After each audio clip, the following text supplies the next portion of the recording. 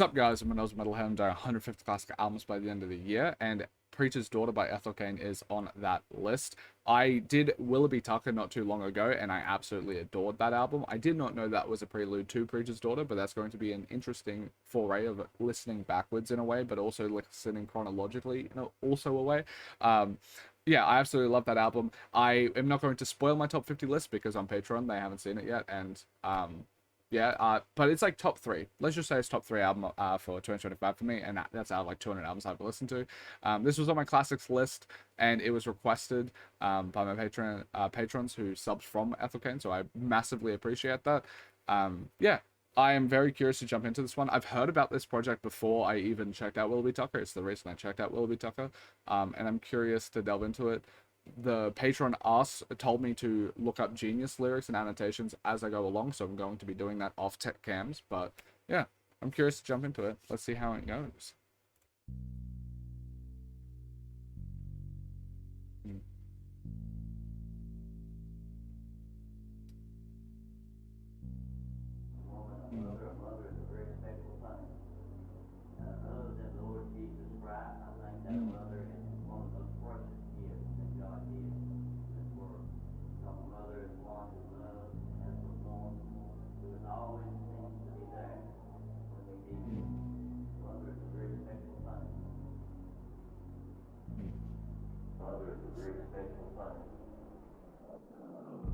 These crosses all over my body.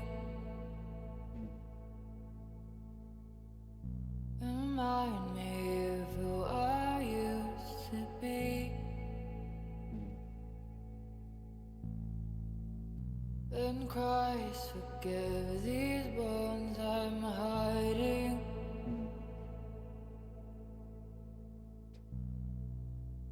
From no one successfully. Jesus can always reject his father. The production is outstanding. But he cannot escape his mother's blood. He'll scream and try to wash it off of his fingers, but he'll never escape what he's made up of.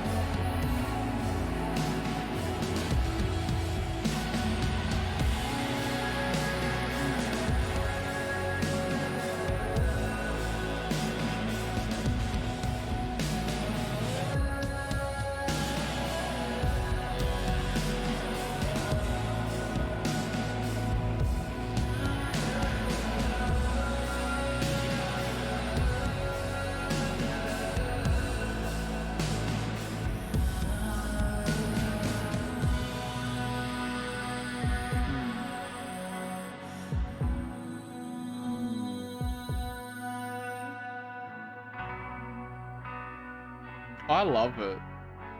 I'm sorry I'm not talking during the track, but I have so many thoughts already.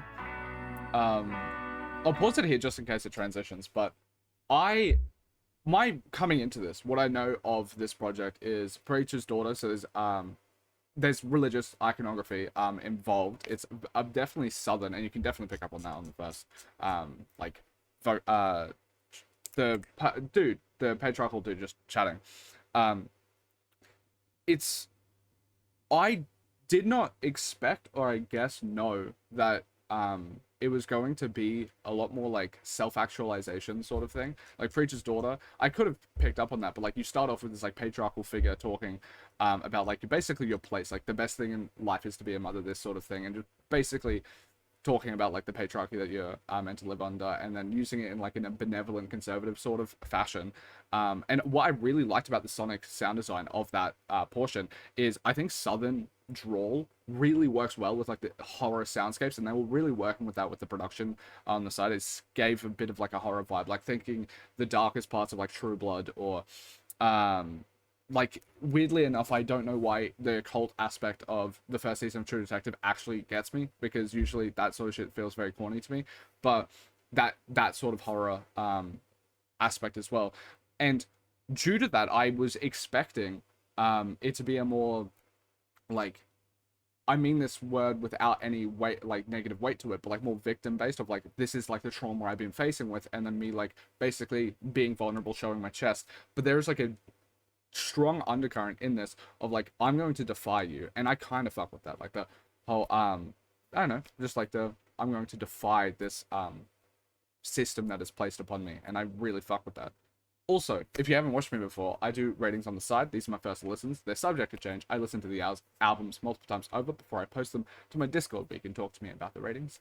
I'm always active there, and I post to my album of the year, where I do a write-up of each album that I listen to. Yeah, and then on Patreon, you can sub for $5 for an album request, like this was done, and or 2 classic albums. You can pick 2 classic albums to react to. And yeah, you get early access by many months ahead of time. Usually this is going to have like the fastest turnaround, because it's 24th of January, and this should be uploaded 7th or 9th of February. So this is going to be a massive turnaround, but usually it's months and months ahead of time. But yeah, I really like the tone of this.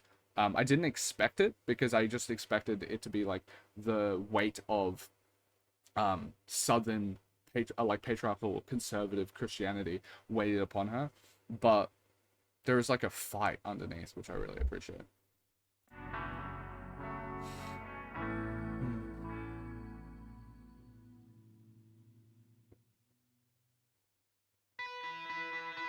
Oh, I'll give it a 9 for now. I didn't, for whatever reason, I didn't rate it. But yeah, I'm giving that album a track a 9 for now. I'll re-listen to it and see if it goes up, and it's an intro. It might go up in the future on re-listens. A bit more nostalgic. I just listened to Bruce Springsteen, so there's a bit of like 80s vibes here, I feel. Nostalgic.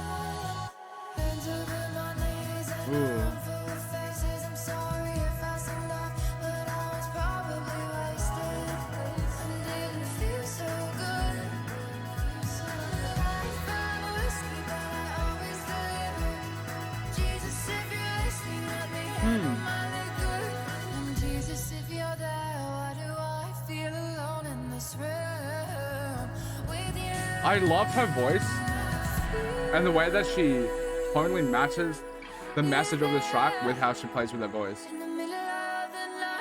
I'm sorry to just pause it in the middle of the chorus, but like from Willoughby Tucker, we kind of hear, as much as it's a prelude, it feels like the voice is more mature. The voice is like deeper, darker, more introspective, I guess.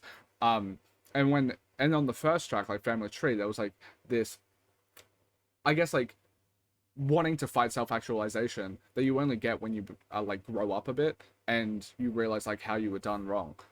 With this track, because it's telling like this story of like, I guess, what she might have been told as a kid, of her dreams, like the starry-eyed kid's view of the American teenager, that sort of thing. Her vocals are like, they sound brighter in a more like childlike, immature sort of way, and again, not using the words negatively, but like this wonder, this childlike innocence, and the way that she's able to convey that with her voice is so good. And I feel like I haven't listened to enough music to be able to pick up on if there are other influences, but so sorry if this is just the annoying comparison, but it reminds me of like love story sort of era of Taylor Swift, where like you have this southern countryish sort of pop sound, but she's able in this track, I feel like, to really embody that sort of perspective of that limelight, that brightness, and fantasy in a way. It's really cool. I like it a lot.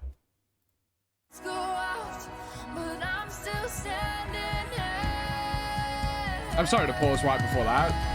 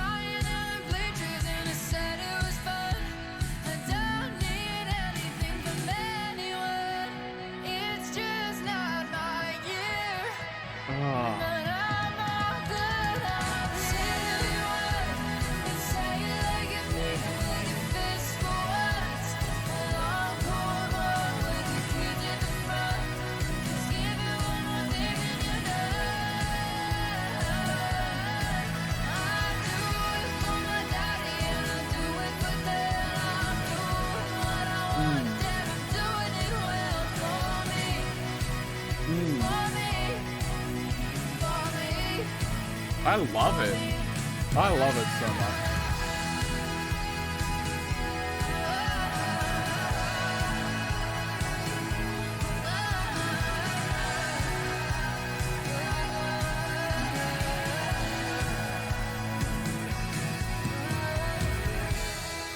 Yeah, this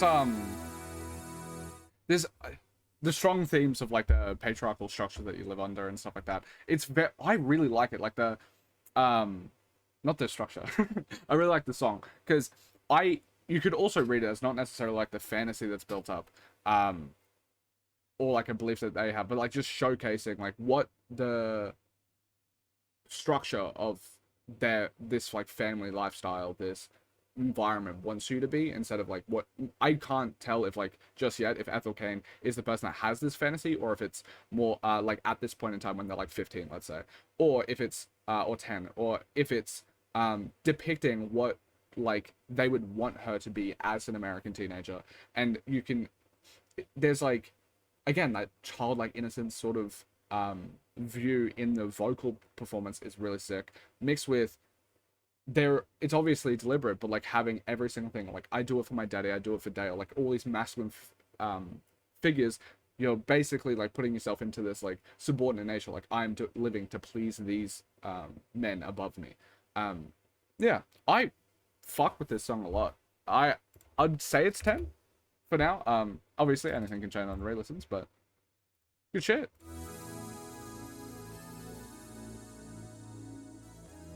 I wonder if also, again, sorry to pause it again, but like I wonder for this album if it's not going to hit me as deeply personally as Willoughby Tucker, because Willoughby Tucker I feel like was dealing with mostly love and stuff like that, which is like more universal experiences, where I haven't had the experience of like living under the gender roles that like women have lived under and that sort of thing. Especially, and I lived in rural Queensland, which I guess is like the south of Australia, but like it's so different. So I wonder if like I'll be able to instantly connect in the way that I was like emotionally like ripped inside and just had this like kind of spiritual sort of experience with Willoughby Tucker. If I'm able to have that with Preacher's Daughter, due to the fact that I just haven't had the same experiences, I think I will probably still love it, but it might not be the same deeply personal connection that I had to Willoughby Tucker. Hmm.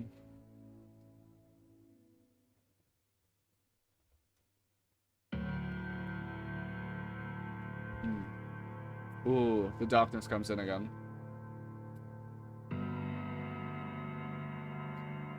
It's kind of like a whiplash. You go from Family Tree, this like darker sort of horror vibe, into this brightness with American Teenager, into this another darker track here. I wonder if they'll do much with the whiplash though.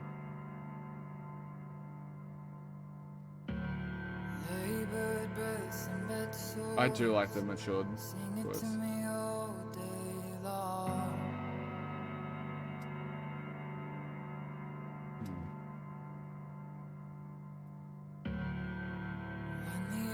Sound of silence used to be your favorite song.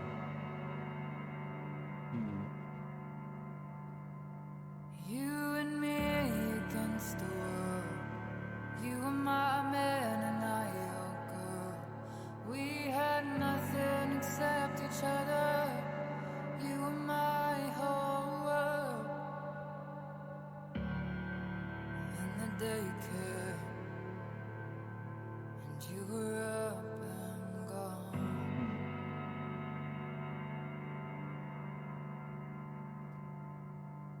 And I still call home that house in Nebraska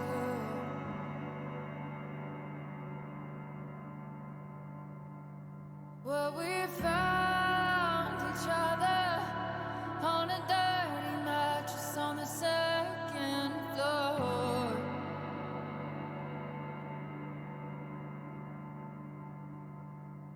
While the world was empty, save you and I. Where you came and I laughed, and you left and I cried. Where you told me even if we died tonight that I'd die yours.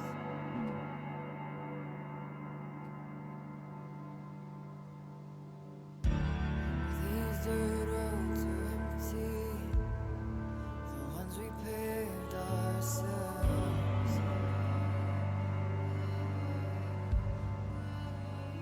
This one's a bit more emotionally impacting, like relating to it. To see if I'm doing well.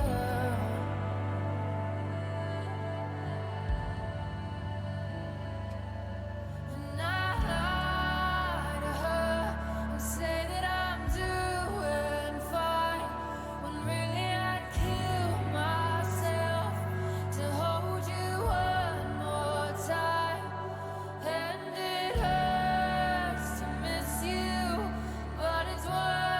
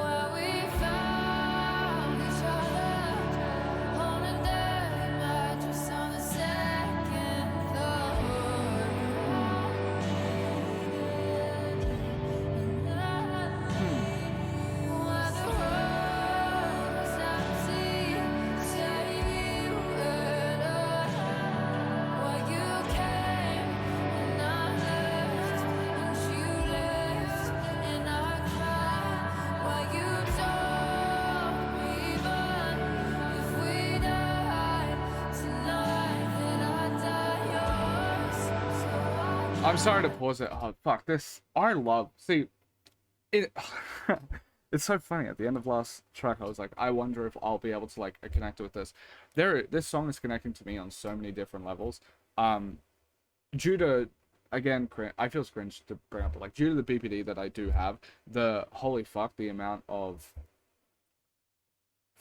feeling that I've had, um, and like this sort of obsession, like where like I feel like when you grow up BPD, that sort of thing, it kind of just stems from trauma most of the time. Like even if it might be a chemical thing, it's just like most of those people just end up being traumatized, and you find solace in this like idea of a fantasy of like falling in love with someone, and then it doesn't matter what's going on. If you just have each other, that's all that matters. If you just are worth something to this person, ride or die sort of shit, it'll work out.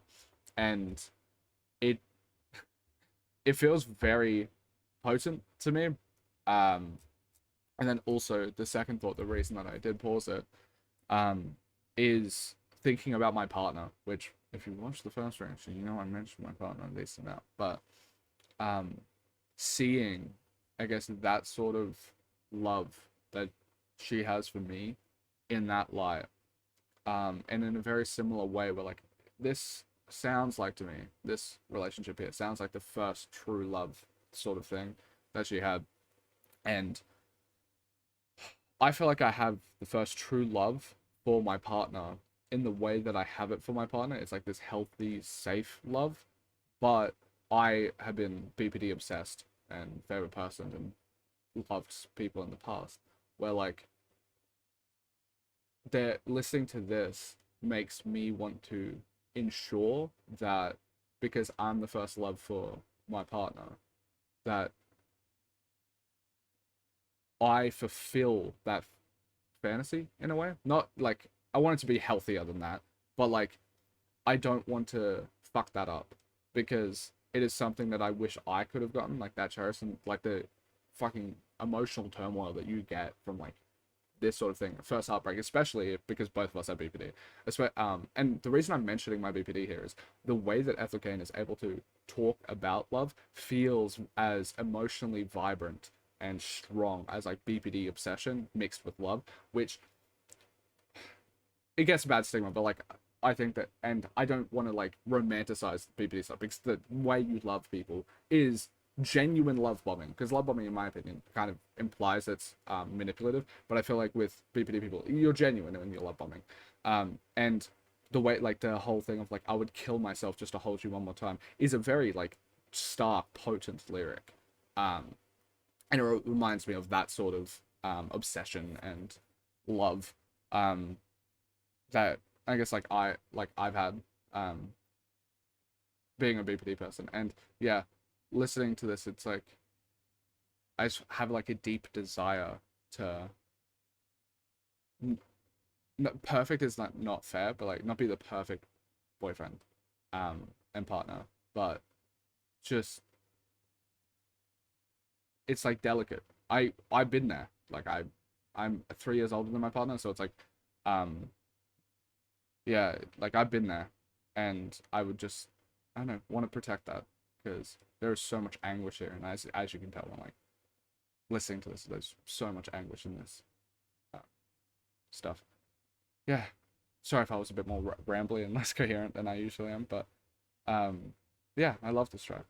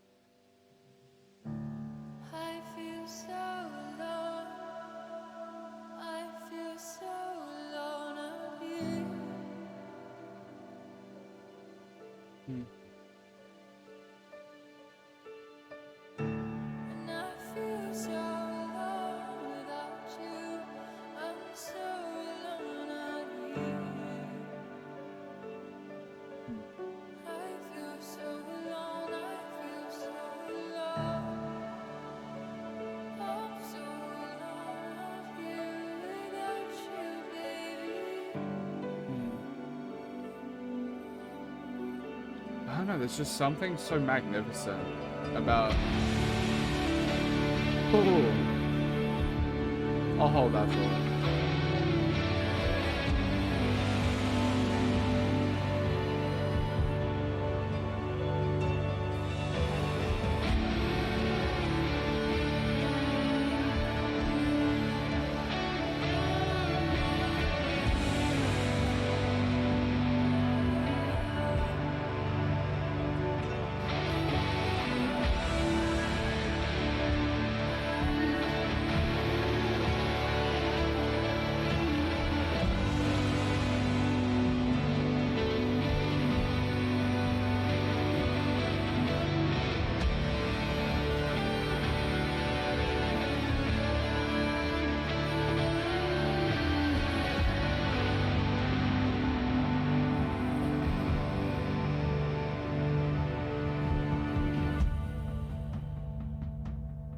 Yeah, it's just... This one could be one of those ones where if you haven't watched my stuff before, I give out 11s to songs I think are like the best songs of all time. I've listened to like 1,200 albums and I've given out like 211 out of 10s. Also, I forgot to mention, my average score is a 6 out of 10. I think spiritually it's meant to be a 5 out of 10, but I think I only listen to requests now, and I'm getting requests of Preacher's Daughter, so like I think it will skew higher. But yeah, what I was gonna say is like I feel like Ethel Cain has such a magnificent grasp on the type of love that you have when I guess like you're a bit more traumatized, because maybe that's where it stems from, not just like the BPD sort of stuff, but like when you come from this like uncertain, like traumatizing, restrictive space, you're probably more gravitated towards this sort of encompassing self-worth that is tied to the person that you're dating. And I feel like I feel like it's the entire package of like the production, the vocals, the lyrics, all of it together perfectly embodies like that feeling, despite the fact that like when I'm looking at the lyrics on paper, apart from like a few standout lyrics, I wouldn't think instantaneously, oh, this is a perfect summary of like the feelings that I feel inside and that I relate to when it comes to like the loves that I've had and the obsessive love that I've had in the past. But I feel like she's just able to invoke it so well. Like the complete lack of self-worth without someone. Because I feel like a lot of media, when it comes to like love songs and that sort of thing, they talk about it, like they talk the game, and when you feel it, like they're referencing it, but it doesn't feel like it's steeped in that experience, where this track feels like it's steeped in the experience. I don't know if she's had this experience, but it feels like she has, and it just feels like there's like an extra level of connection and relation that I have to the way that she talks about like just self-worth depleting and the just bare necessity and desperation that you have towards like your first love or your the people that you've loved in the past, and especially that moment. This feels like it's written just a tiny bit. Like I know it probably isn't, but like actually real well was, but like canonically, it feels like it's written right, like just a bit after the tragedy has taken place. Yeah, I fucking love that song. It could go up to an 11, as I mentioned before. Whew. Damn, Ethel Cain's a fucking genius.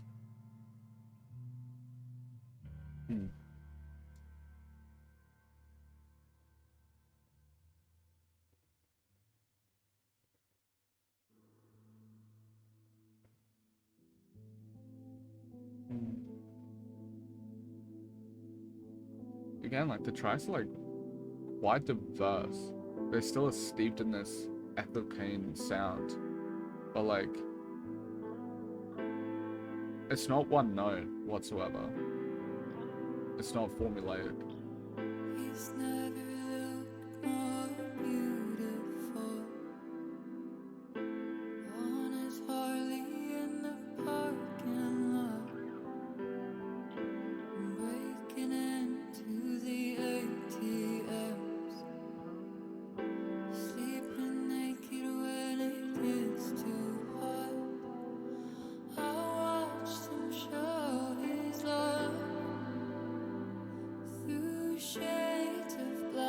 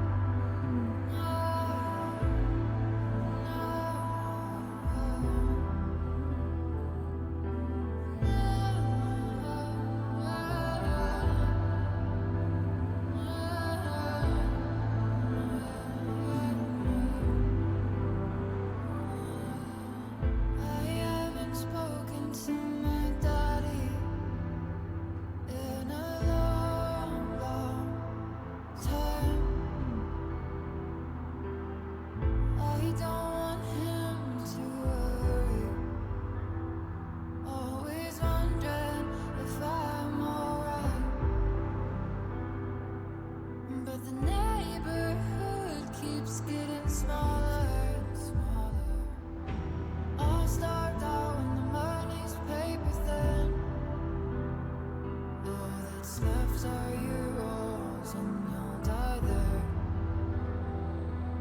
I should have known that there's no getting in. Trouble's always gonna find you, baby. It's your world. Crying on me because I'm happy. Hold me across every state line. I'm never gonna leave you, baby. Even if you lose what's left of your mind. 'Cause you know I'll still be right behind you. Riding through all these western nights. Through these western nights. Crying in the light of the TV static. I'll still be alright.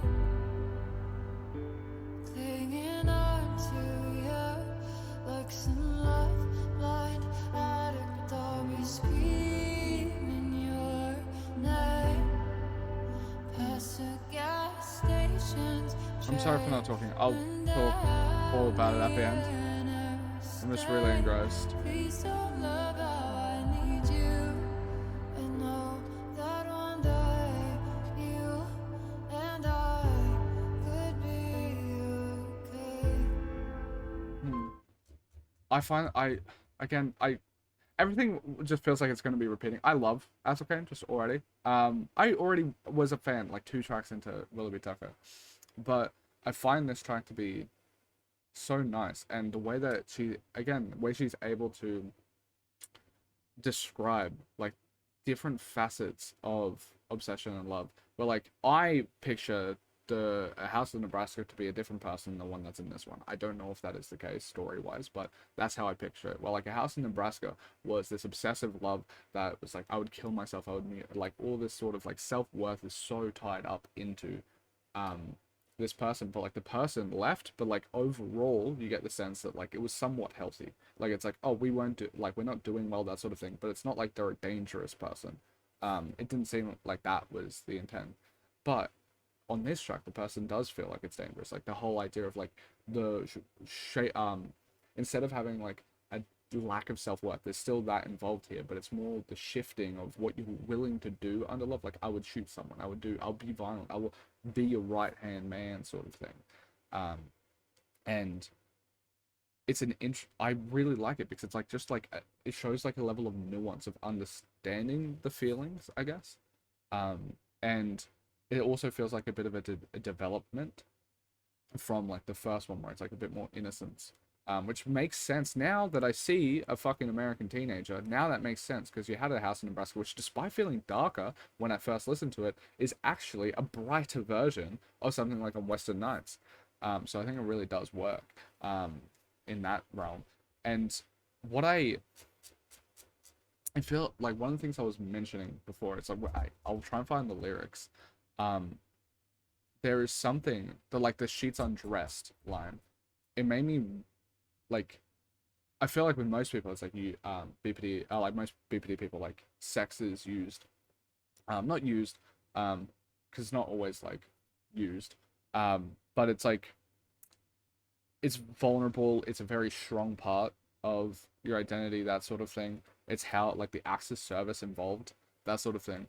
But the way that Ethel Cain was able to talk about that experience made it definitely feel like, as much as I could relate to it, it's like, oh, there is something that is definitely different about like a woman being in that position, because like the whole like lying on the bed, that sort of thing, it's like there is a difference between being used and then being used by needing to fulfill the role of being the user, if that makes sense. Because as the guy, you're like, if I've been in that like somewhat position of like basically like using sex as a way to please the other person, that sort of thing. But like there feels like there's a complete difference between just like in that anatomically, right, between receiving and then giving. If you're being used in a way of having to give, that feels as much as emotionally it could be just as vulnerable, it feels like a less vulnerable thing just by nature of it. And there's like maybe this is actually goes into a slight bouncing on slight sexist sort of things, but like the whole woman side of that experience feels a whole lot more delicate because it feels more vulnerable to me. Yeah, it's incredible how Ethel Cain's able to just write with such like authenticity, relating to all of these experiences and stuff. Incredible track. This one feels like also a person that has this love blind addict, but has been like matured to know that this isn't perfect sort of thing, where like a house in Nebraska has like a bit of like a weird like cheery eye to it, where like this is like there feels like there's self-awareness here that like this is bad, but it's like let me just fulfill in the fantasy please sort of thing. I will be your like terrible mistress that like is violent or like there's allusions to that in the lyrics, and but it feels like it comes from a different place, and just being able to like tell that story is really impressive to me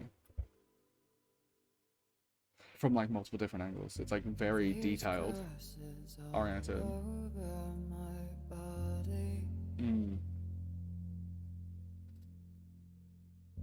Remind me of who I used to be.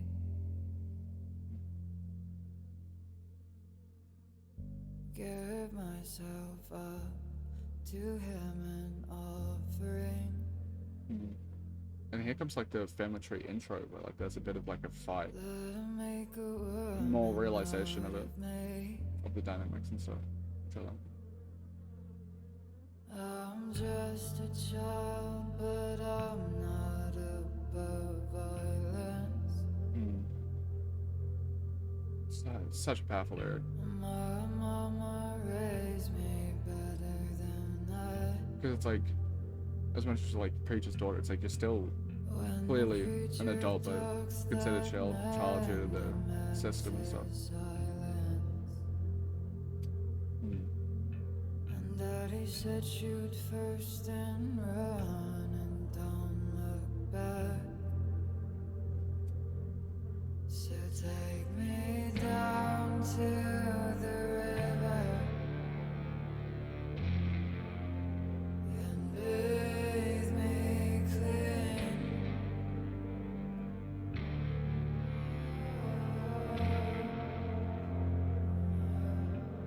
Put me on the back of your white horse to ride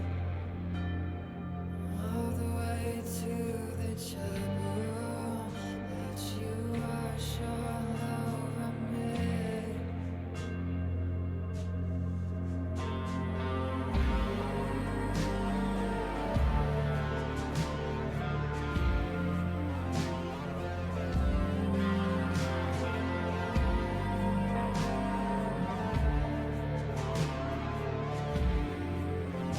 I love this, like, I don't know if it's guitar, but like, it's just such an incredible sound. Her production is like just the best on the planet. It reminds me of like D'Angelo level good, where it's like you just don't know how it can be that incredible. I wonder if it's analog, because it feels like it would be.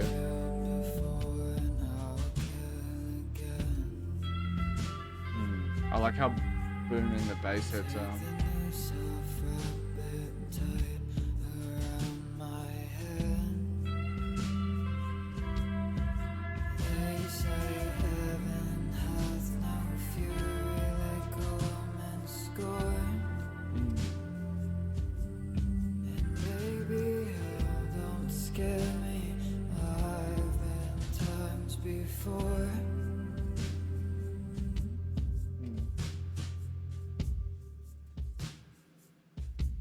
So take me down to the river and bathe me clean.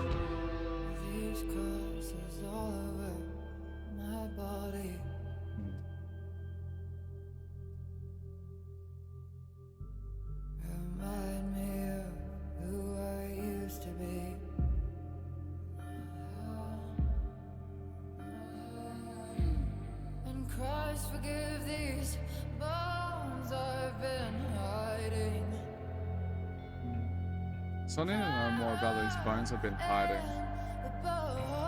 It's so poetic.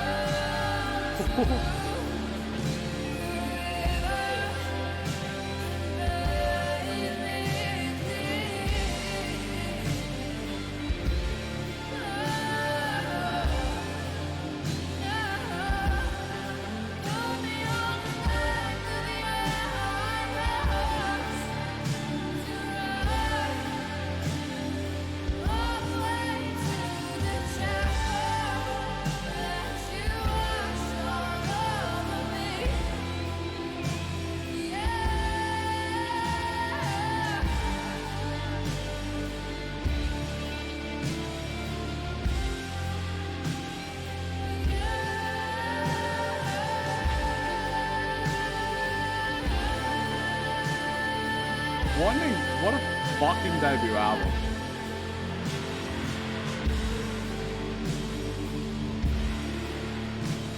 Oh my god.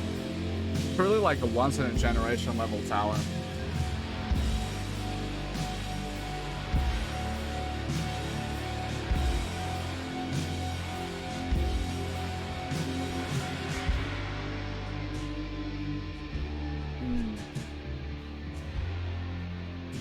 I find it to be an interesting perspective.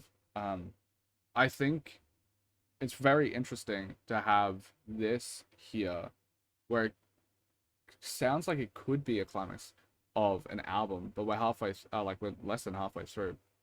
But like we have the American teenager, this like blissful ignorance into the first heartbreak, into Western Nights, where like you have this like dangerous sort of depiction of what was happening on a house in Nebraska, and then you go into Family Tree, which was alluded to in the intro, of this like vengeful, I want to like break out of this sort of system. The way that the track went is, I would have expected, like if I didn't know how long this album was, and maybe they're going to and that they might explore this sort of stuff a bit further, I would have thought that it was very succinct in itself, and that you would have seen like a climax here of being able to break out. But despite the fact that there was like a vengeful tone, like a rage, like I need to, like the woman scorned line, that sort of thing. There's like, there's just a rallying cry, and all of that energy is put into doing the same thing that she's put in the same box of, if that makes sense. Like she talks about like the reason, like the way I took it was like, I'll put me on the white horse to ride, that sort of thing. Is like all of the boxes that she was placed into. Now you've created this beast. You don't want to deal with like a woman who's scorned. And then when you get through the rest of the track, the energy is just being flowing through the same lyrics that she was talking about being like subjugated, if that makes sense. It's not talked about like how I'm going to break out of this, or what I'm going to do to break out of this. All of the energy is being plastered into just basically being a more vengeful, subjugated person, if that makes sense. And I'm wondering what they're going to do with this valid like rage, because there's not like an actual closure to this arc, despite the fact that it could have been like this album, if the story was just changed, I guess, a tiny bit, this could be done in 6 songs. And it would be a completely fully realized thought, and it makes me think, okay, where's the rest of this going? Because like we have so many more songs to get through, and I want to know where that story goes, because Ethel Cain's already showcased that the level of emotional depth and storytelling that she's able to portray in her songs is fucking incredible, and has already shown that in this album alone. So I'm so curious of like where it goes.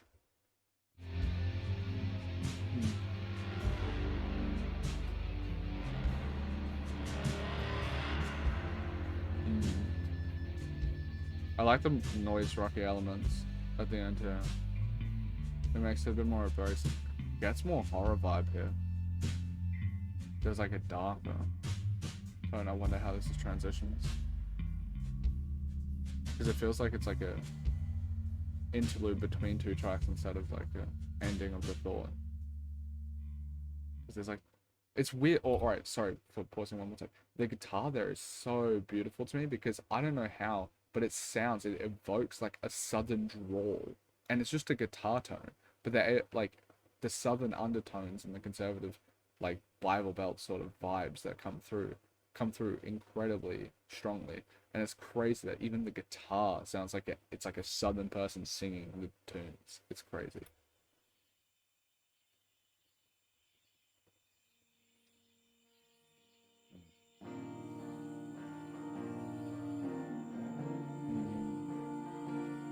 It sounds like brighter.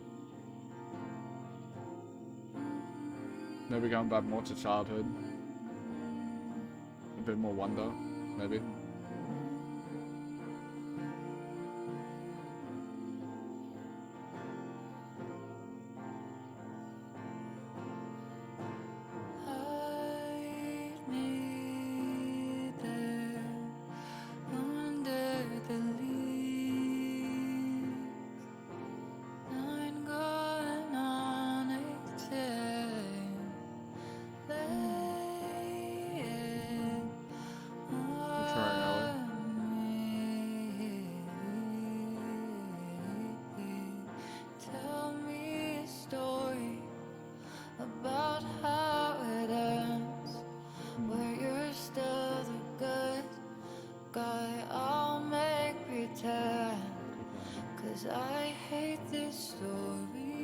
Nine going on 19. Good guy is a dad of God.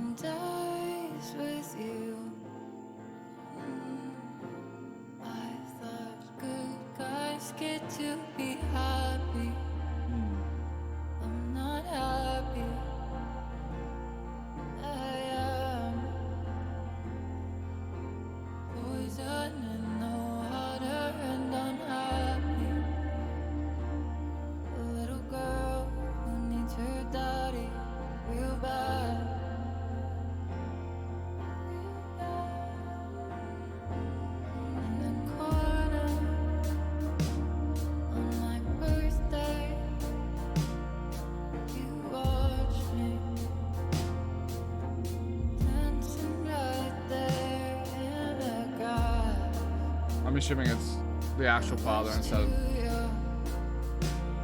God.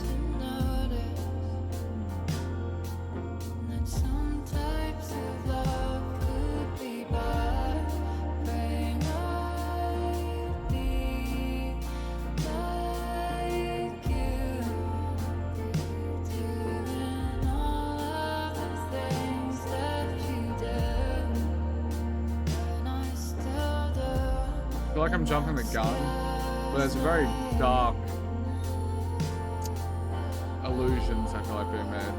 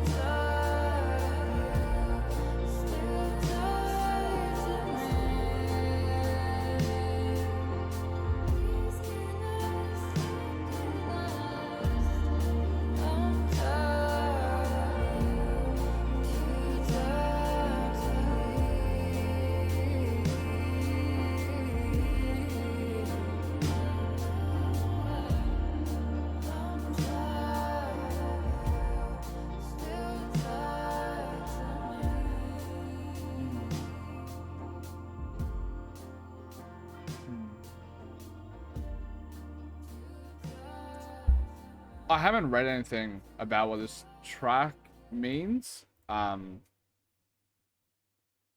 Yeah, I think I might do that because I guess I'll talk about what I think it is, because like there's like allusions to that in there's like the way she talks about relationships and sex and that sort of thing.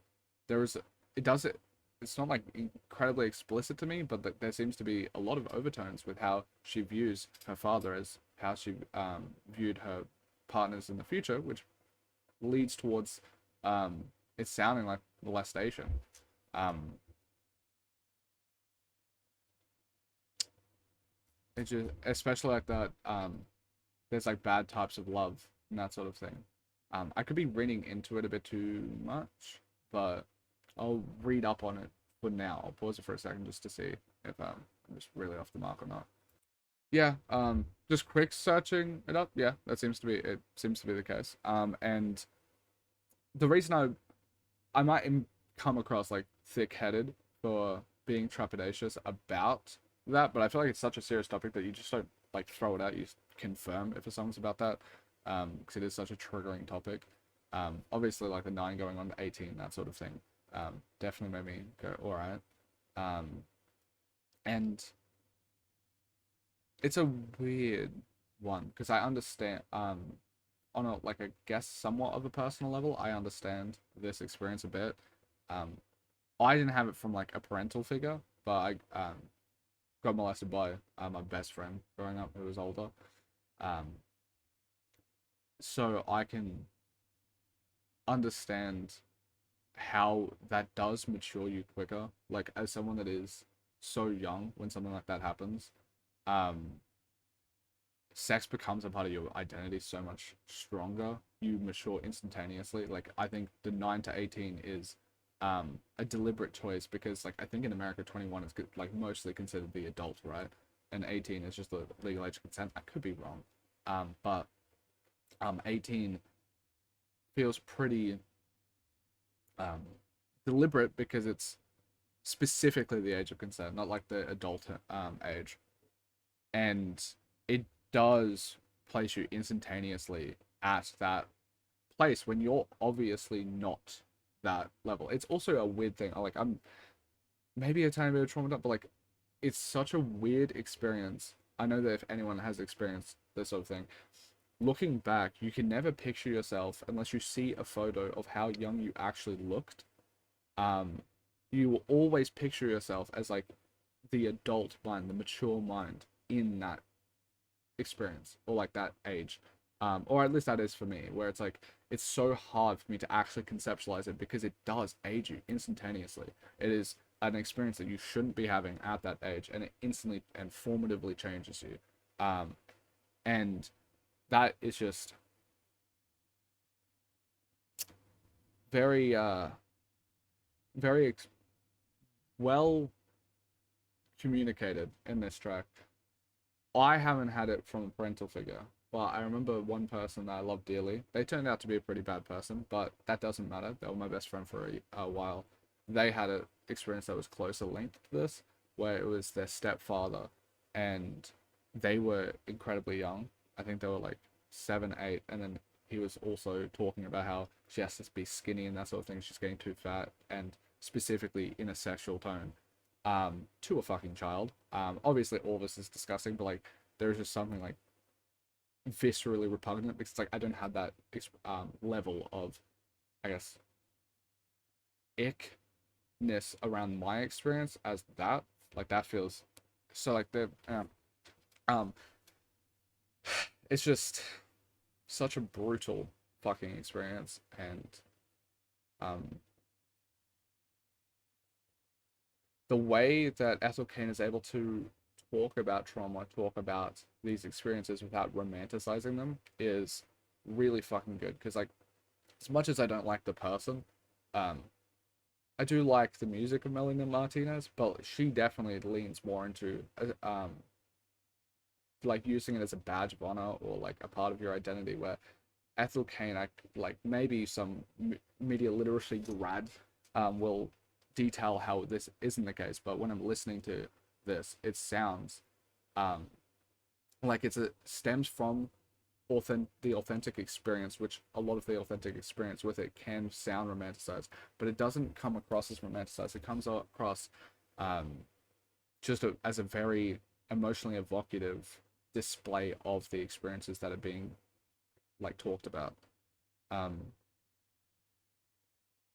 I really respect Ethel Cain for that, because as much as I think I don't have too much issue with romanticization, like I love Skins the show, I love Euphoria, um I listened to a shit ton of Melanie Martinez in high school. So like I clearly don't have an issue with the romanticization of it. Um just in my personal behavior. But there is just something extra special about the authentic representation, it feels, of these issues in a way that doesn't like put them on a pedestal or anything like that. Yeah. Uh, obvious 10. Fucking anything Ethel Cain does is a 10, it seems. But yeah, incredible track. I'm also so surprised.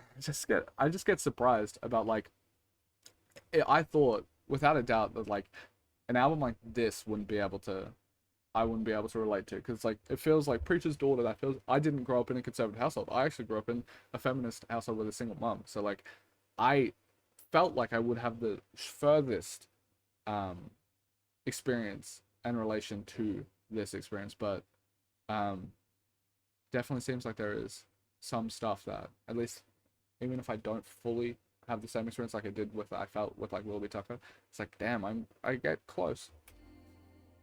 Hmm.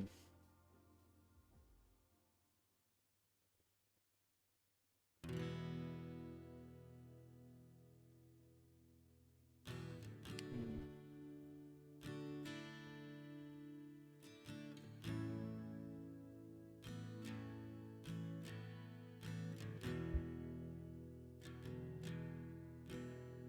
You fell in love with America when you were 12 years old.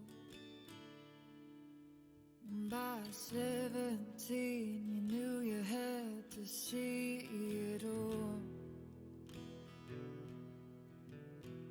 You loved your dad and the love he had for your mother, so I wonder if it's a third person about you Ethel or had if to it's a third get person about out another and person. go chasing it. I met you in text. Alright, it's another person.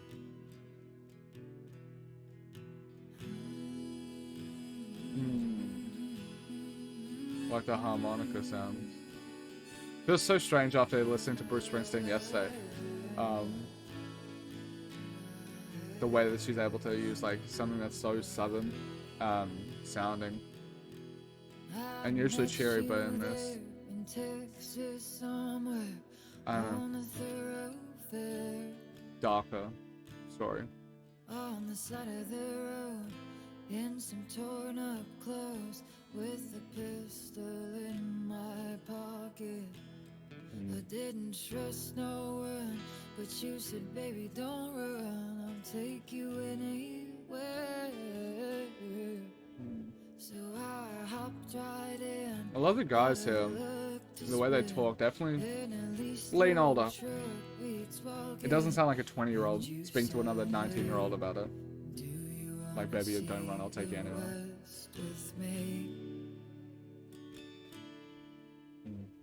Cause love's out there and I can't leave it be.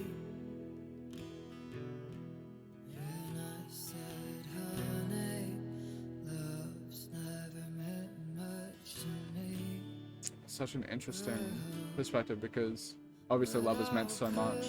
With you, if you're sure it's what you need.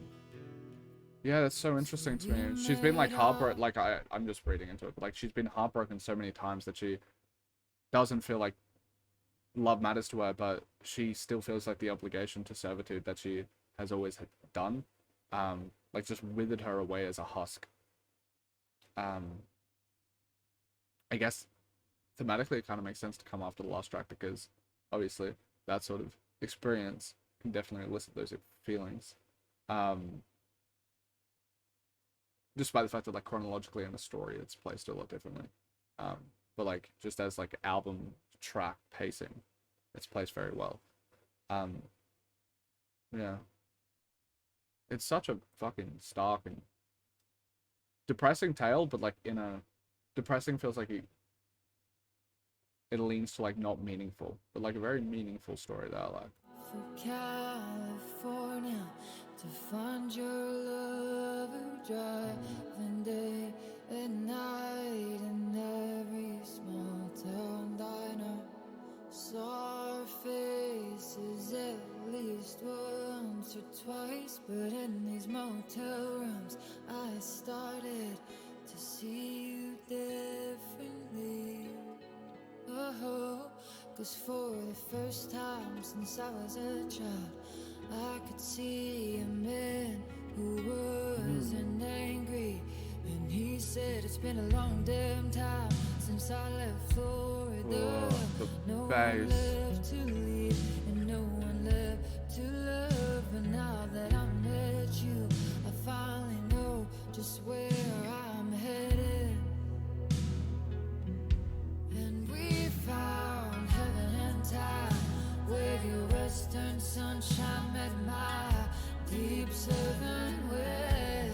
And you got lost in it, and yet you found yourself hard pressed for it and sweating. There's such a hopeful tone here, but it's such a dark story. I really don't trust it.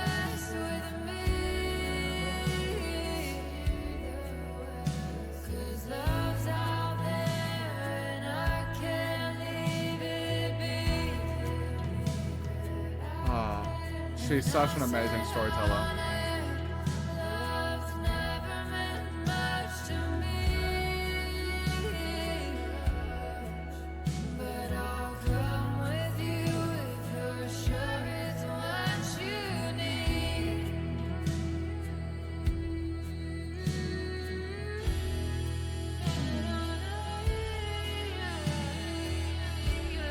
Like, the storytelling and the way she's able to do it, like her voice there, when it gets more hopeful, she adds a bit of that higher register, that innocence back. It just works on so many different levels, and it's so fucking good. We finally reached the edge. After all this time, I didn't find my love, but I still made it this far without it. It's also, I'm sorry to pause it, but it's also like the way that she's able to talk about this is there's a lot of the themes of the preacher's daughter sort of thing. Like it's like the backdrop, the setting of this album, but it doesn't feel like that's the main focus necessarily. Like, it feels a lot more dynamic and a lot more full when it comes to the storytelling, where you have like the preacher's daughter. It invokes sort of thing is like living under this patriarchal society sort of thing. And if you wanted to explore that within an album, you have well enough material to be able to do that. But that is just a facet of this album. There is so many different things that she's able to explore storytelling wise and thematically.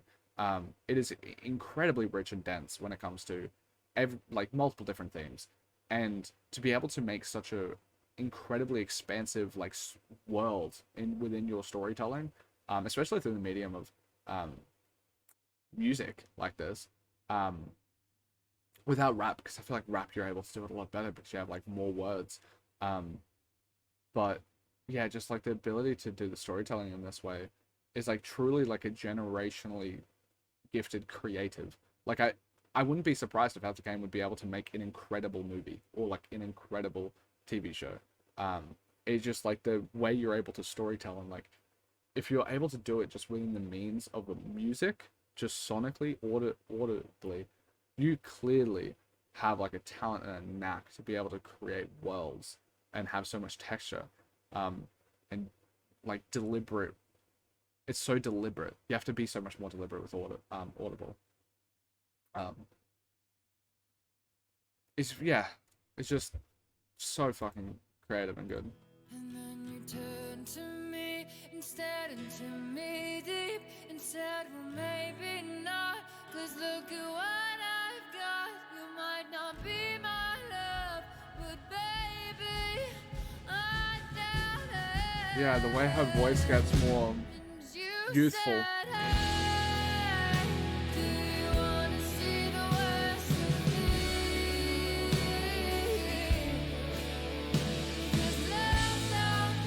It's not gonna end well. I just know it, but that's such a really amazing story beat.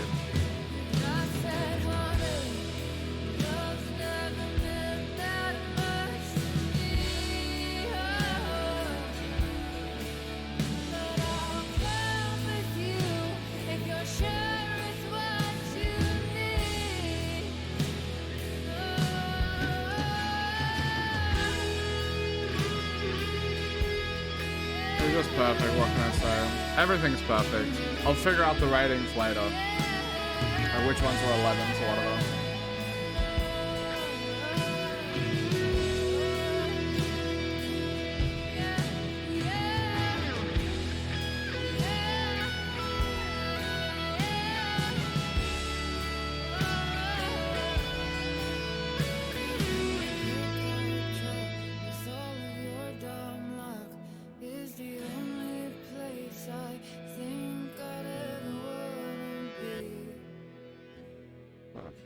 It's so good. This story feels so personal and deep that it feels weird to bring up something so vain at the moment. But I did buy a Willoughby Tucker vinyl, and I'm going to Ethel Cain's show. I instantly did that after listening to the album. I really fucking hope that I can get that signed. It's like the one signature I would want more than anything, I feel.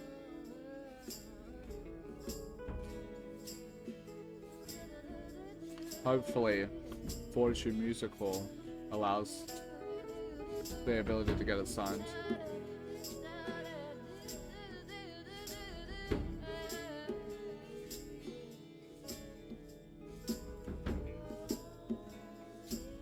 This is such an expansive story. Like, as I said, after like Family Tree, you could have finished it, but then every single song after that has been purposeful. Like, it's not just meandering. It's just, you're just making this really, what could have been like a really fulfilled story into this massive epic.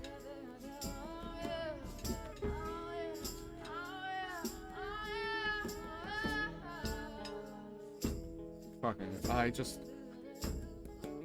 so good.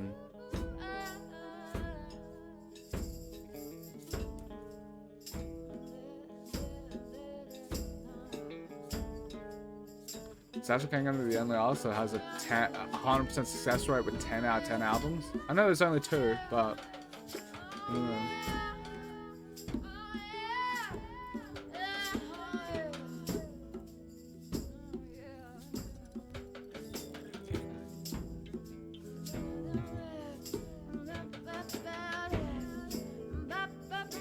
There's a bit of a Fiona Apple vibe with the sounds here. I've only listened to When the Porn, but I love that album, so and it's just like nice. I think When the Porn's second or first, like highest album I've listened to.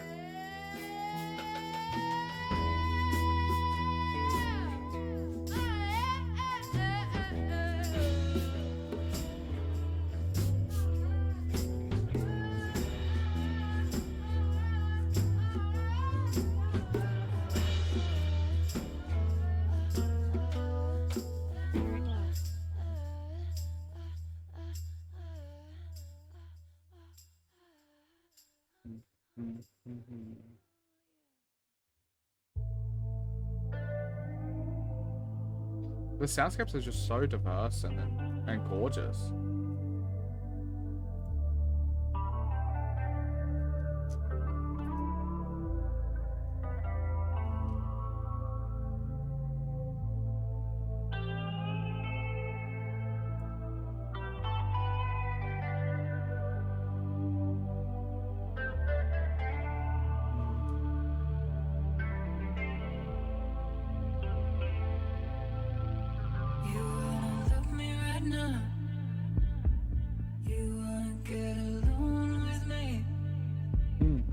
This kind of reminds me of The Idol,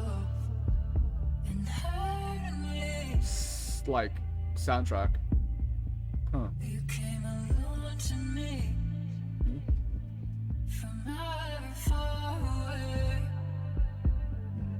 asking me to know how I know you're all the same. Black leather and dark glasses. Pour in another while I shake my ass. It's cold-blooded, so it takes more time to bleed. Obsession with the money, addicted to the drugs. Says he's in love with my body, that's why he's fucking it up. And then he says to me, baby, if it feels good, then it can't be bad. Or I can be immoral in a stranger's love. And if you want it good, downright iconic, something that you want, that only you can have.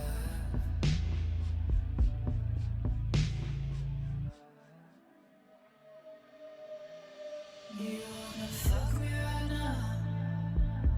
You wanna see me on my knees? You wanna rip these clothes off and hurt me? And if you hate me, please don't tell me. Just let the lights bleed all over me.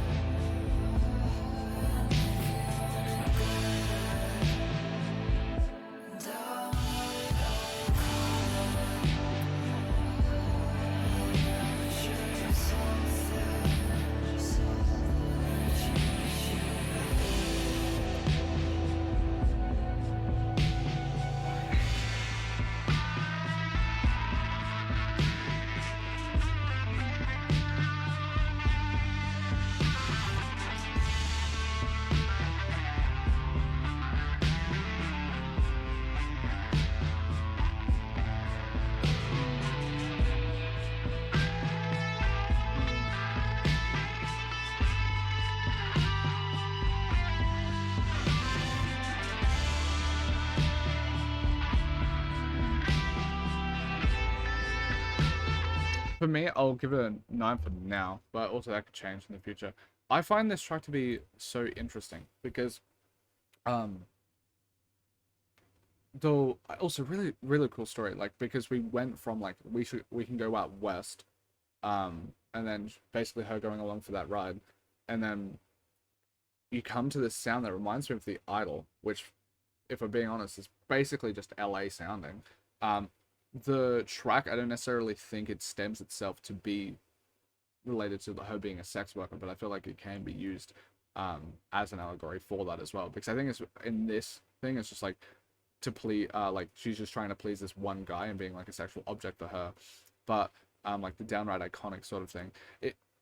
I feel like the reason that I view it more so through the lens of like you could view it as like a sex worker, a stripper, in the story as well, is because like the downright iconic thing, like usually like the iconic thing is like the level of attention that you get from it, and that is a part of like the in making it so iconic, like the amount of like gaze and attention that you get. Well, like if despite the fact that I think it is just one person in this story, the downright iconic thing has like a much more sinister tone if it's just like you're a sexual object for one person, because it's like less enticing in a way. I don't know, like I need to formalize those thoughts a bit more, but basically like there's a lot more sinister, groomy sort of angle when it is you just doing it for one person than getting the validation from many different individuals and strangers. But if you basically get seduced by this one stranger, to be a sexual object for them feels a lot darker, and a lot the tantalizing aspects of it being iconic and all of that sort of thing, that has less of a sheen if it is just for one person. Yeah, because like, I don't know, one sec. All right, to formally put it, because the reason I think that or feel that way is when you get sexually objectified, it, especially in this way, because I think there's ways you can do BDSM and do objectifying things and it be fine, and it is for the love and purpose and two people meeting together. But the way that this is portrayed, to be objectified is to be somewhat commodified in a way. And if you're commodified, if we live under like the capitalist structure that we live under, the value that is placed on your objectivity, like your objectification, let's say, not objectivity, your objectification is the amount of money that you get, the amount of sales that you get, the amount of, and that, if you want to put it into a different dynamic, the amount of attention you get, the amount of eyes you have on you, that sort of thing. That sort of culture is like the iconic thing, because as soon as you get labeled into the objectified lens, that is the purpose, is to be viewed by as many people, to do all that sort of thing, because you switch into that mode. It's not on an interpersonal loving level. So to meld the two, where this person is objectified and has this idea of iconicism, is that a word? Iconic nature, but it's in such a personal confine, that feels more groomy to me than if it was basically you just flipping to be a sex worker, a stripper, to gain that notoriety, if that makes sense. Because you're stepping into that world, and you can make that consensual decision to step into that world to garner that attention. But to bring that sort of paradigm and lens into a relationship, that feels bad and very groomy. Yeah. I love Ethel Cain's storytelling.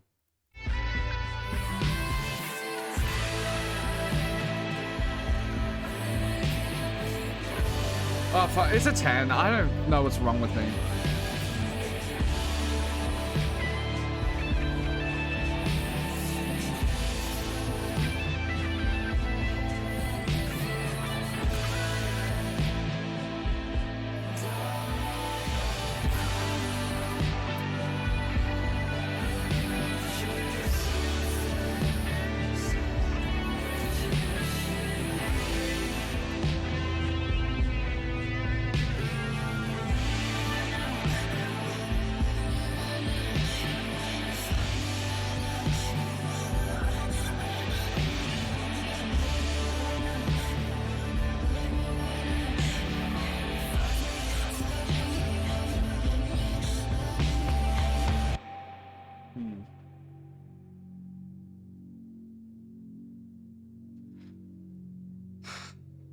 This is such a deep album in content, in theme, in like multiple different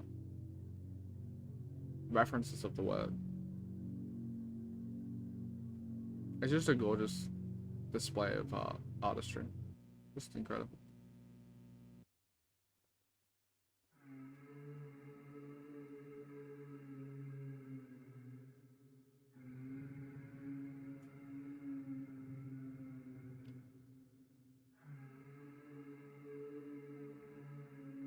Sorry for yapping so much. The fucking recording's an hour and a half, and I'm just over halfway. I followed you in. I was with you there. I invited you in. Twice I did. You looked too much. But not like I do. Sounds a lot like the voice that is fatherly and family trio, which is very unsettling after hard times. The way you hear this after getting introduced to that information, It's even more sinister than it initially was.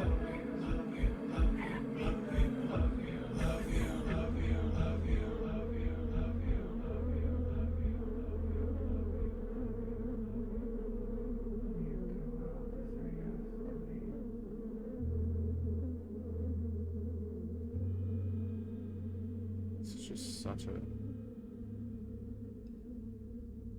terrifying crap.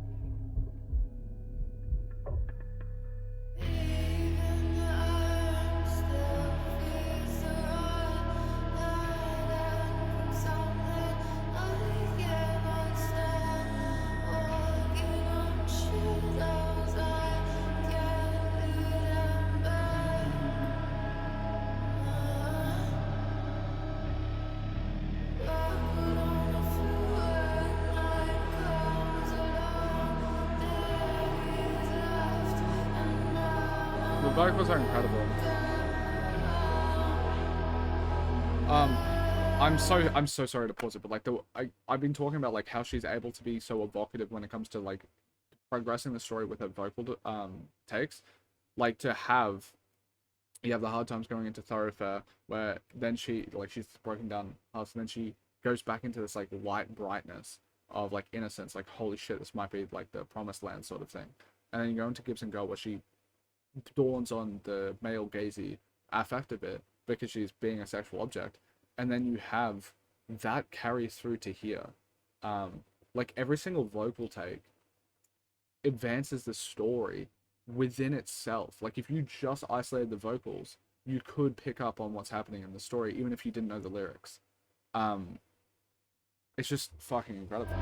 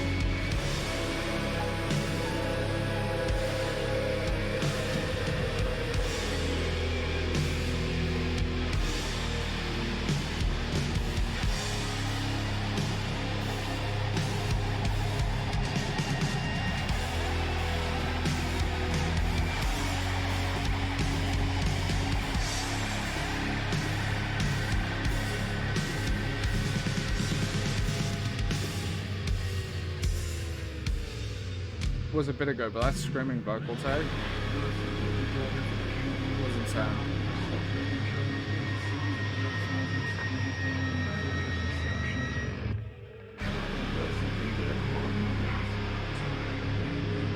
It was already sinister, but the way this has gone even more harrowing and sinister is unbelievable.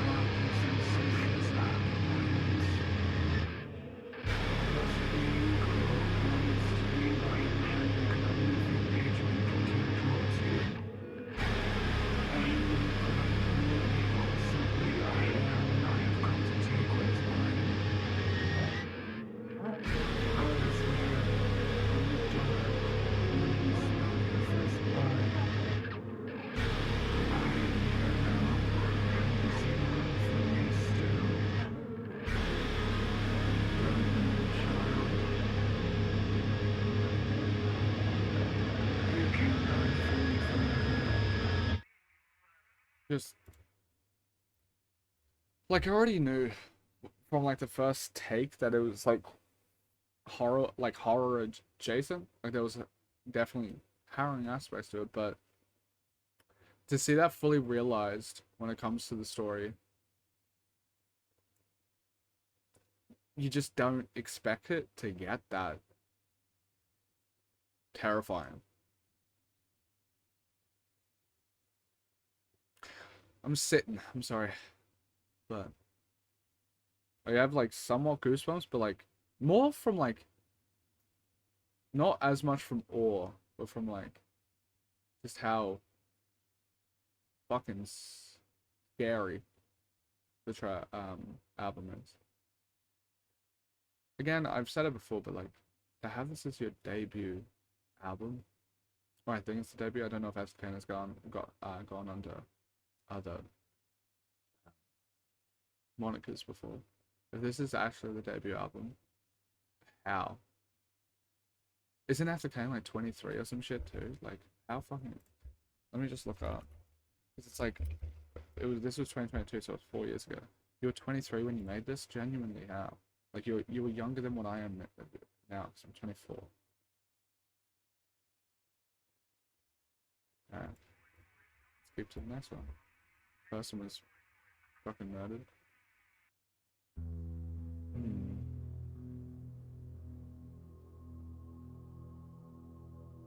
It really sits you with the horror.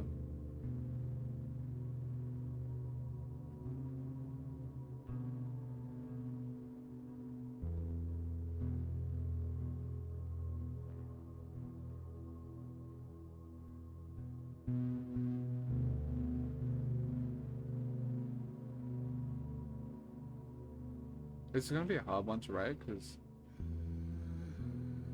it's just perfect.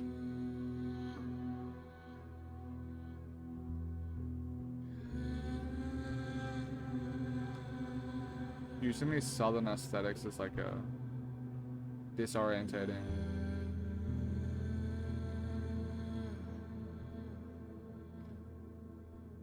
Like,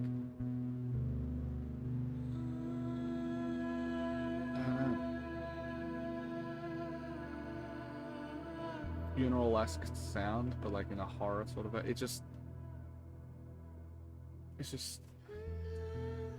uncomfortable.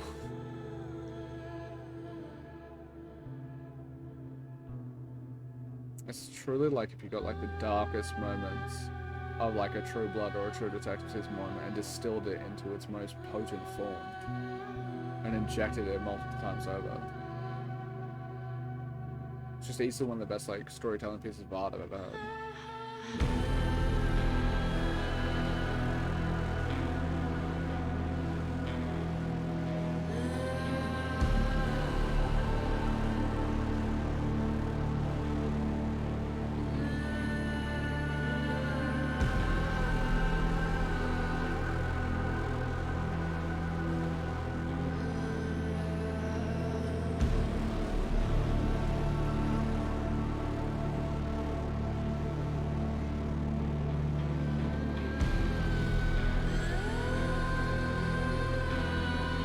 Again, this is perfect too, but everything could be an 11.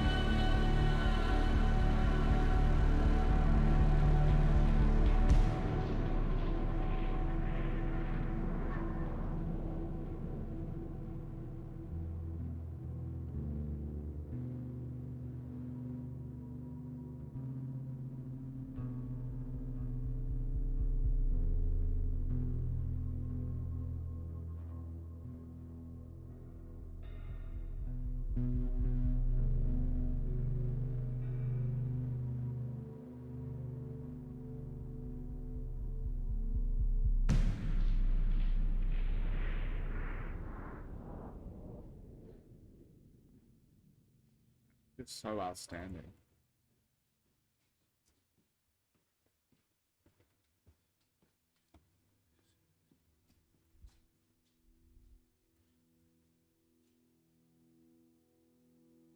So unsettling.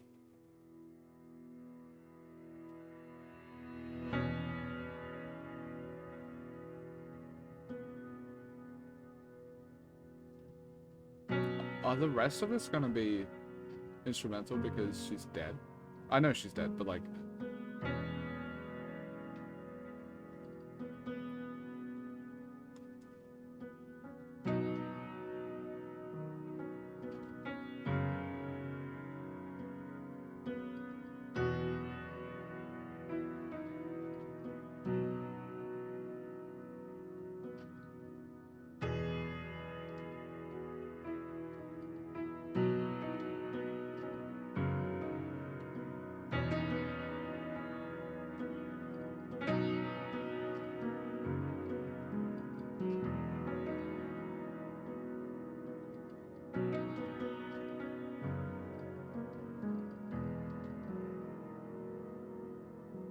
Yeah, you just would never, like... Again, I knew it was horror. I didn't expect it to end this way. It makes the... As I said, like, you could have finished a family tree if you just made it story-wise a bit different. It makes it a lot more... Like, that song, the way it goes, makes a lot more sense. There's, like, a... despair with the fact that, like, she just had such a will to break free. And you would think she would become triumphant because of, like, the woman scorn lines and stuff. It's like, usually that's a victor.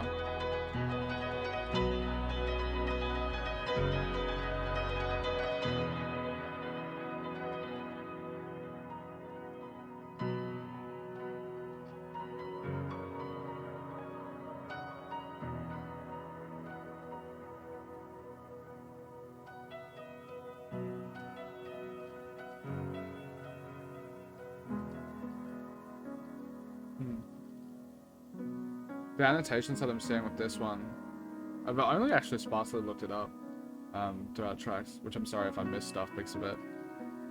But it says like this one's about faith and like the hollowness of it, as like it's like an aesthetic. It's not a way to actually transcend. I can kind of see that, and there's like a dark there's a dark tone with that. But for me, I view it as more so like, despite the gruesome and harrowing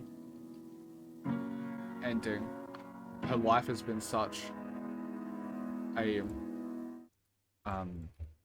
devastating effect. It's been such a devastating effect that an experience, that this is like the peace and serenity that comes from escaping that, even though you come, like, she went from like a very harrowing end. It's like at least she gets some solace. That's how I take this track, as much as it seems like the instrumental passages, or like the annotations about this instrumental passage, details that it's like a critique on faith. I can see that aspect, but also it's really aptly named. I'm gonna assume that that's true, like that's the correct reading. And under that, Televangelism is a perfect title for that, a track for like that, because it's a perfect embodiment of like the spectacle of evangelic what is it? I can't think of the word actually. I'll just say evangelic practice, and how it's actually just used as an aesthetic for consumption instead of proper proper faith and belief, I guess. But yeah, I take it more as like it's she's finally found peace within her life, which is a very dark interpretation, I guess, because I vehemently anti-suicide, obviously, but so like that feels like it's in conflict with my feelings and belief from this track, but I don't know, that's what it's saying to me. It's unbelievable.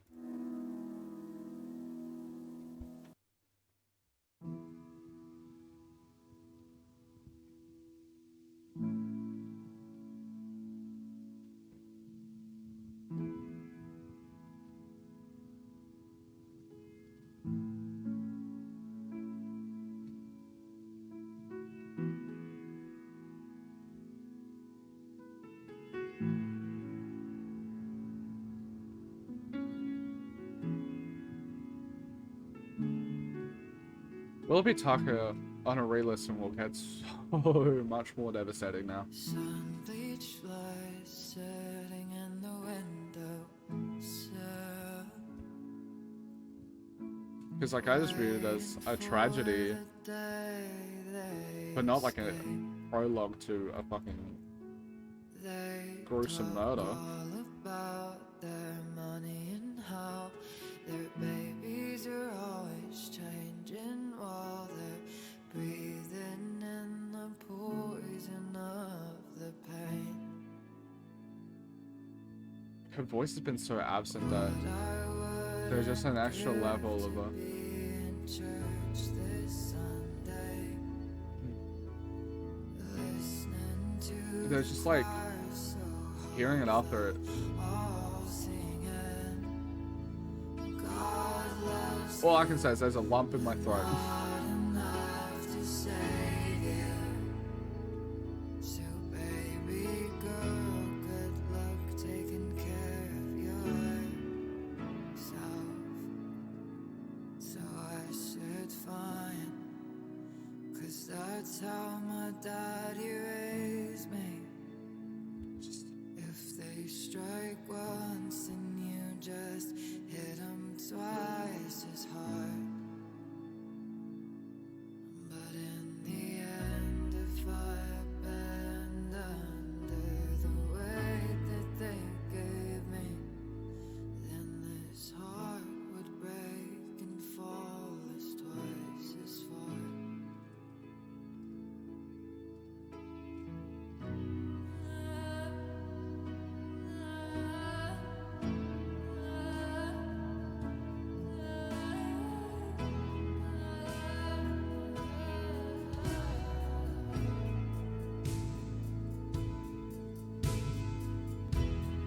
We all know how it goes. The more it hurts, the less it shows. But I still feel like they all know. That's why I can never go back home. And I spend my life watching it go by from the sidelines. And God, I tried, but I think it's about time I put up a fight. But I don't mind, 'cause that's how my daddy raised me. If they strike once, then you just hit them twice as hard.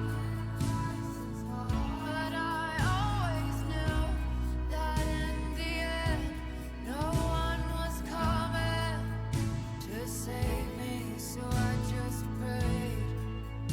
The darkness. Like there's just so... Keep praying Ugh. and praying. Of like him twice as hard, like these like platitudes.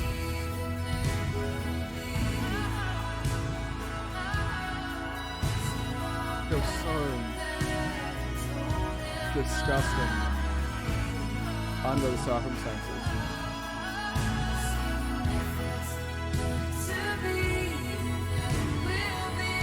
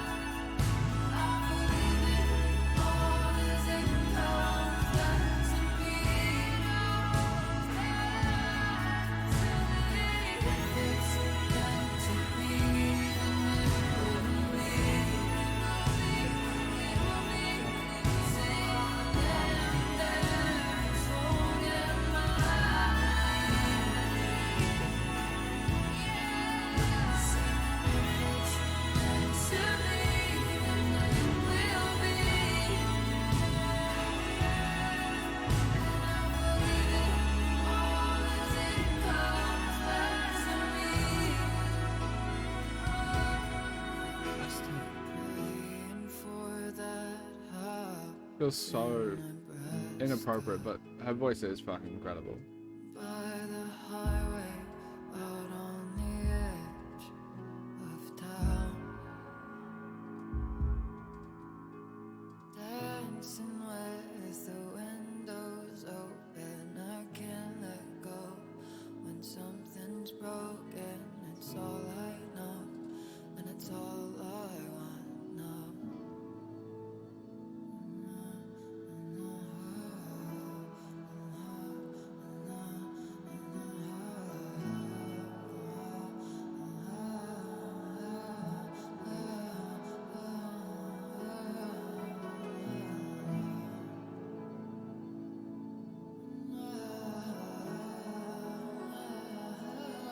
Willoughby Tucker's gonna be forever changed. I don't know how it's gonna be on re-listens now. Because there's like an emotion there that I was really attached to. But this flavors it so differently. Because it was like sad in like a somber love sort of way. But this one, it's like, it's a horror story. A fucking really harrowing, like, unbelievable one.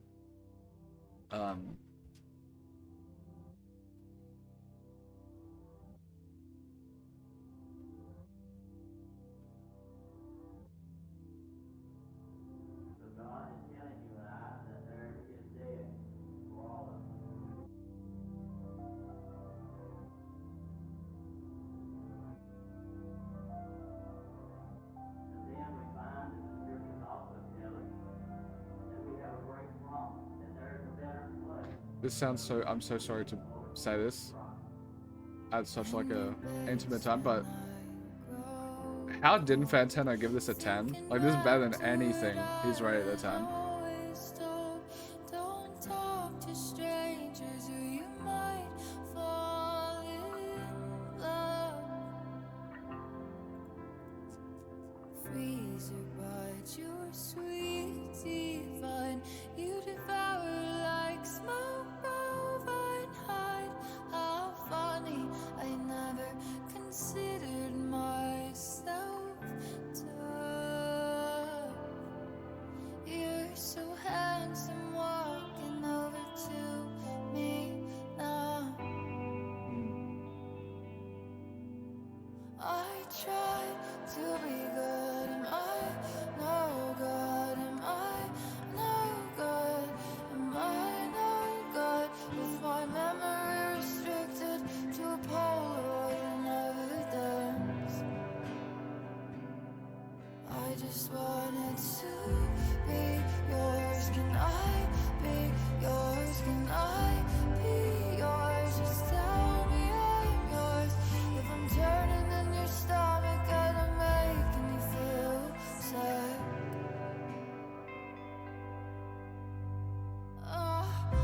It just keeps getting more disturbing as it goes along. It just doesn't let up. It already started out with like an incredible atmosphere on the first track of how disturbing the project is. And it just one-ups itself every single time. And my mother sees me on the side of a milk carton, and when Dixie's dairy out, she'll cry and wait up for me. Fuck. We'll make love in the red lights. You forget some strange delight. I'm happier here 'cause he told me I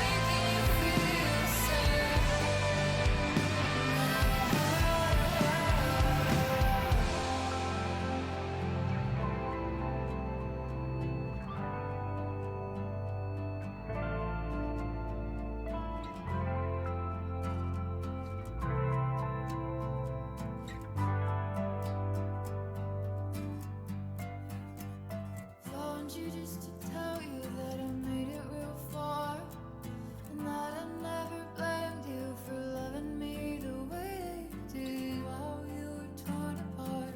I would still wait with you there. Don't think about it too hard, you'll never sleep a wink at night again. Don't worry about me and these green eyes, mama, just know that I love you. And I'll see you when you get here. I have so many fucking thoughts. Bro, I guess for the track, I'll go into the overall after. With the track, it feels like everything is set up so beautifully and everything's wrapped up in like a incredibly neat bow. You have the starting out of like this patriarchal structure, and then you see the remnants of it even in like the quote unquote afterlife of like the messages sent to like in this track where like she talks about how am I no good, like still embodying like the servitude aspect that she was like forced under.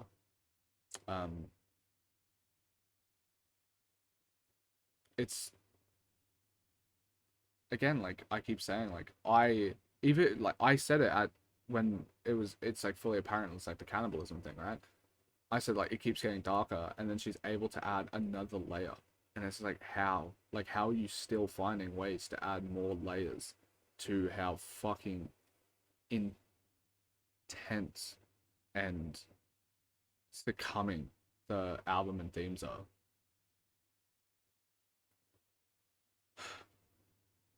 I just This leads me to, I guess, like the more broader overview. I remember on comments on Willoughby Tucker, people also, by the way, thank you for no one spoiling this album. There wasn't a single spoiler. Every single person, like you, I know you guys probably just love each other anyway because you're all Ethel Cain fans. Like if you're a fan of that, you probably should like each other.